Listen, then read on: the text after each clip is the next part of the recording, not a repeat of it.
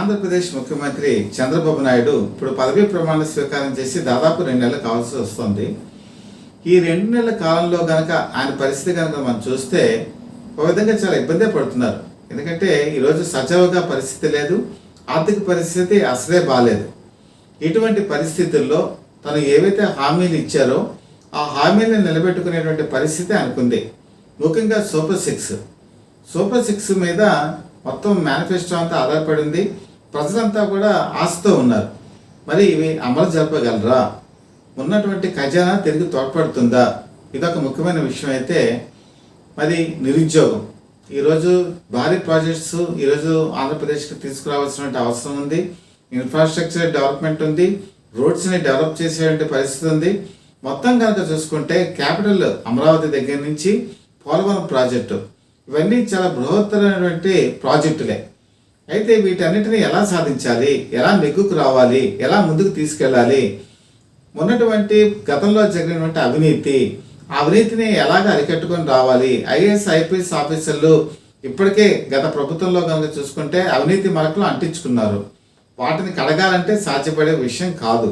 చాలామందిని మార్చారు, కొంతమందిని జనరల్ అడ్మినిస్ట్రేషన్ డిపార్ట్మెంట్కి తరలించి ఖాళీగా కూర్చోబెట్టారు. అయినా సరే కొంతమందిని కంటిన్యూ చేయక తప్పని పరిస్థితి ఏర్పడింది.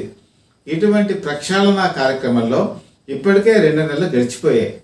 ఇంకా ఎంతకాలం ఇది పడుతుందో తెలియదు.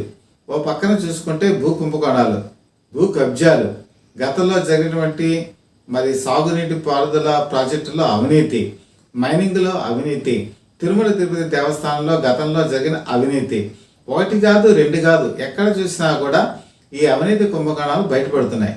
వీటి మీద మరి సిఐడి ఎంక్వైరీ జరుగుతోంది, విజిలెన్స్ ఎంక్వైరీ జరుగుతోంది. మరి చాలామంది ఎమ్మెల్యేలు, మంత్రులు ఇందులో ఎంతమంది ఇరుక్కుంటారో, ఎంతమంది జైలుకి వెళ్తారో తెలియనటువంటి పరిస్థితి.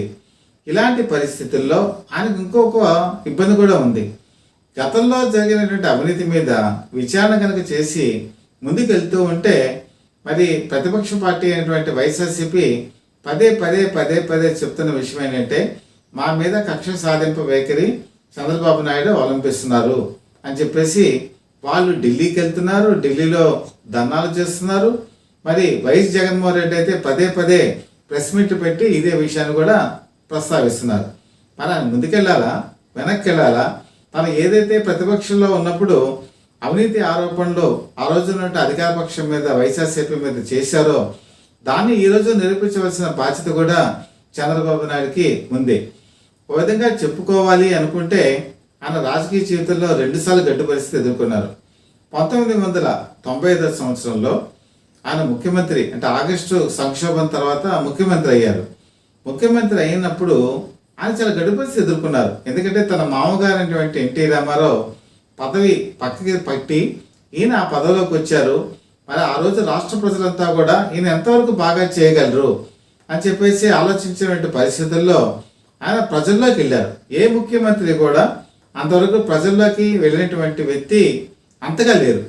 శ్రమదానం పేరు చెప్పినా, జన్మభూమి చెప్పినా, లేకపోతే ఎక్కడికక్కడ సమీక్షా సమావేశాలు నిర్వహించిన, ఆకస్మిక తనిఖీలు జరిపిన, అడ్మినిస్ట్రేషన్ని ముందుకి నడిపించడంలోనూ, తర్వాత అప్పుడప్పుడే మన ఇండియాలోకి వస్తున్నటువంటి ఐటీ పరిశ్రమ దీన్ని మరి హైదరాబాద్కి తీసుకురావడంలోనూ, అమెరికా వెళ్ళటంలోనూ, ఆ రోజు బిల్ గేట్స్ లాంటి వాళ్ళు కలుసుకొని ప్రాజెక్ట్ అన్నీ కూడా వాళ్ళకి వివరించి అక్కడి నుంచి పెట్టుబడులు తీసుకురావడంలోనూ ఆయన చేసినటువంటి కృషి ఎవరు కూడా మర్చిపోలేరు.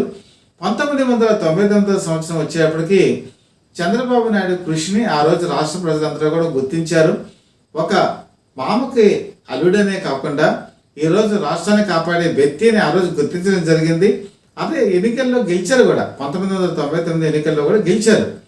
అక్కడి నుంచి ఆయన అభివృద్ధి పదంగానే ముందుకెళ్ళారు. వేరే ఆలోచన లేదు, వేరే మార్గం లేదు, వేరే తావు లేదు. మరి ఎలాగైనా సరే రాష్ట్రాన్ని స్వతంత్రంగా చేయాలని చెప్పేసి ఆ రోజు కంకణం కట్టుకొని 2020 విజన్ కూడా ఆ రోజు ఆయన పదే ప్రస్తావించేవాడు. కానీ ఇప్పుడు రోజులు ఒక రకంగా ఉండవు కదా, రాజకీయ పరిస్థితులు మార్పు వచ్చాయి. 2004లో ఆయన అధికారాన్ని కోల్పోవడం జరిగింది. అప్పుడు కూడా ప్రతిపక్ష నేతగా కూడా ఆయన పెద్ద ఇబ్బంది పడలా. వైఎస్ రాజశేఖర రెడ్డి ముఖ్యమంత్రి అయినప్పటికీ కూడా చంద్రబాబు నాయుడిని గౌరవంగానే చూసుకున్నారు. ఎంతో కొంత వాళ్ళిద్దరి మధ్య విమర్శలు జరిగిన కురిసినా కూడా వాళ్ళ హద్దులు ఎప్పుడూ దాటలేదు. అలాగే వాళ్ళ పరిమితులు కూడా ఎప్పుడూ పరిమితంగానే ఉంచుకున్నారు. కానీ ఆయన గడ్డు పరిస్థితి ఎదుర్కొన్నది ఎప్పుడు అంటే 2014లో ఆయన ముఖ్యమంత్రి అయ్యి మళ్ళీ పదవి కోల్పోయిన తర్వాత 2019 సంవత్సరంలో వైఎస్ జగన్మోహన్ రెడ్డి ముఖ్యమంత్రి అయిన తర్వాత 23 స్థానాలకి పరిమితం అయిపోయి ప్రతిపక్ష నాయకుడిగా ఆయన అసెంబ్లీలోకి అడుగుపెట్టినప్పుడు ప్రతిరోజు కూడా అవమానాలు ఎదుర్కొన్నారు. ఆ అవమానాలు ఎదుర్కొంటూ అన్నాళ్ళు ముఖ్యమంత్రిగా పనిచేసిన తనని అందరూ గేలి చేస్తుంటే ఏం చెప్పాలో తెలియనటువంటి పరిస్థితి. చివరికి అసెంబ్లీలో తన సతీమణి మీద కూడా తీవ్రమైన విమర్శలు చేసినప్పుడు కూడా ఆయన కన్నీళ్ల పరిమితం అయ్యారు. ఇది అందరికీ తెలిసిన విషయమే. కాబట్టి ఇది చాలా గడ్డు పరిస్థితి. ఈ గడ్డు పరిస్థితి నుంచి ఆయన అసలు బయటపడతారా, తెలుగుదేశం పార్టీని అధికారంలోకి తీసుకొస్తారా అని చెప్పి చాలామంది ఆశలు కూడా అడుగంటుకుపోయాయి. అలాంటి తరుణంలో మరి జనసేనతోనూ బీజేపీతోనూ మళ్ళీ కలిసి ఆయన అభివృద్ధి పదంలోకి తీసుకెళ్తానని చెప్పి ప్రజలకు హామీ ఇచ్చి విజయ పదంలో తీసుకెళ్ళి బ్రహ్మాండమైన మెజారిటీతో గెలవటం మాత్రం ఆయన రాజకీయ జీవితంలో అది ఎప్పుడూ కూడా మర్చిపోయినటువంటి ఒక విషయం. మొత్తం ఆంధ్రప్రదేశ్ రాజకీయాలలో ఇప్పటి వరకు కనుక చూసుకుంటే 15 సంవత్సరాలు ప్రతిపక్ష నాయకుడిగా, దాదాపు 15 సంవత్సరాలు ముఖ్యమంత్రిగా ఈరోజు ఆయన ముందుకెళ్తున్నారంటే ఇంతవరకు అటువంటి రాజకీయ నాయకుడు ఆంధ్రప్రదేశ్ రాజకీయ చరిత్రలో లేరు అని చెప్పడంలో మనకు ఎటువంటి సందేహం కూడా లేదు. మరి ఈరోజు ఆయన అడుగులు ఎలా వేయాలి అనేటప్పుడు ముఖ్యంగా ఆయన సానుకూలత ఏంటంటే కేంద్రంలో బీజేపీతో సఖ్యత. కేంద్రంలో బీజేపీ ఈరోజు మరి టీడీపీ కూటమితో ఏదైతే ఉందో దాని మీద ఆధారపడి ఉంది. మరి ప్రాజెక్టులు తెప్పించే విషయంలో కానీ, మరి పెట్టుబడులు తెప్పించే విషయంలో కానీ ఈరోజు ఆయన కేంద్ర మంత్రుల్ని పూర్తిగా కలుస్తున్నారు. ఢిల్లీ పర్యటన కనుక వెళ్ళినట్టయితే ఆయన ఒక్క నిమిషం కూడా ఖాళీగా ఉంటారు. ప్రతి ఒక్కరిని కలిసి మన ఆంధ్రప్రదేశ్ సమస్యలన్నీ కూడా మొన్న కూడా వివరించడం జరిగింది. అలాగే తెలుగుదేశం నుంచి 2 కేంద్ర మంత్రులు కూడా ఇప్పుడు అధికారంలో ఉన్నారు. ముఖ్యంగా చూసుకుంటే వీళ్ళిద్దరూ కూడా మరి ప్రాజెక్టు విషయంలో, నిధుల విషయంలో వాళ్ళు ఎంతో కొంత ముందుకు వెళ్ళవలసిన పరిస్థితి ఉంది. ఎంతో కొంత కాదు, పూర్తిగా వెళ్ళవలసిన పరిస్థితి ఉంది. వాళ్ళకి ఒక దశ కూడా ఈరోజు చంద్రబాబు నాయుడు వాళ్ళకి నిర్దేశించడం జరిగింది. ఎందుకంటే ఈరోజు రాష్ట్ర ప్రజలకి ఎన్నికల తరుణంలో ఎటువంటి వాగ్దానాలు ఇచ్చారో ఆ వాగ్దానాలు కనుక నెరవేరిస్తేనే 2029 ఎలక్షన్స్లో మళ్ళీ తెలుగుదేశం ప్రభుత్వం వచ్చేటువంటి అవకాశం ఉంది. వయసు పరంగా చూసుకుంటే ఇప్పటికీ ఆయనకి 74, 75 వచ్చేసాయి.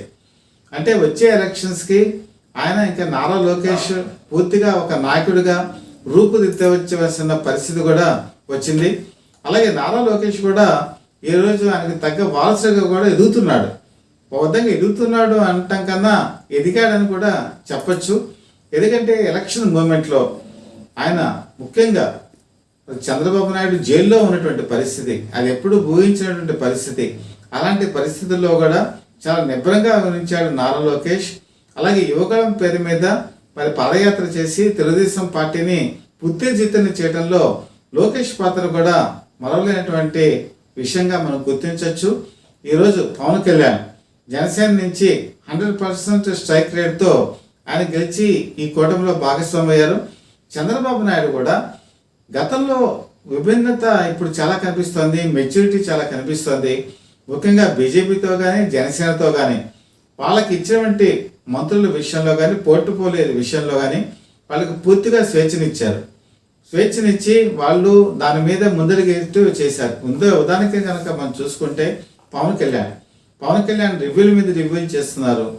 తర్వాత దానికి సంబంధించిన నాదెళ్ల మనోహర్ మరి బియ్యం ఈరోజు అక్రమ రవాణా ఫారిన్ కంట్రీస్కి తరలిపెట్టే విషయంలో కూడా ఎంతో శ్రమకు వచ్చి ఆకస్మిక పర్యటనలు జరిపి ఒక మంచి విలువని ఈరోజు కూటమికి తీసుకురావడంలో నాదెళ్ల మనోహర్ కూడా కీలకమైనటువంటి పాత్ర వహించారు. కాబట్టి తెలుగుదేశం ఈరోజు ఛాలెంజ్ ఎదుర్కొంటోంది. ప్రజలకి ఇచ్చే హామీల్ని నెరవేర్చడంలో అది 3 నెలలకి జరుగుతుందా, 6 నెలలకి జరుగుతుందా, లేదా 1 ఇయర్కి జరుగుతుందా అనేది తెలియదు. కానీ ఈరోజు రాష్ట్ర ఆర్థిక పరిస్థితిని గాడిన పెట్టడంలో చంద్రబాబు నాయుడు చాలా దృష్టిని సారిస్తున్నారు. దీనికి ఆయన అనుభవం కూడా ఉపకరిస్తుంది. ఎందుకంటే 45 సంవత్సరాల రాజకీయ జీవితం ఈరోజు మన ఆంధ్రప్రదేశ్ని నిలబెట్టడంలో కీలకమైనటువంటి పునాదిగా మారుతుంది అని చెప్పడంలో ఎటువంటి సందేహం కూడా లేదు. అలాగే మోడీ కూడా ఈ ఆంధ్రప్రదేశ్లో జరిగినటువంటి ఈ పరిస్థితుల్లో చంద్రబాబుతో కలిసి ముందడుగేయటం రాష్ట్ర ప్రగతికి దోహదం చేస్తుందని కూడా ప్రతి ఒక్కరు కూడా ఆశిస్తున్నారు. ఆశ నెరవేరాలని కూడా అందరూ కోరుకుంటున్నారు.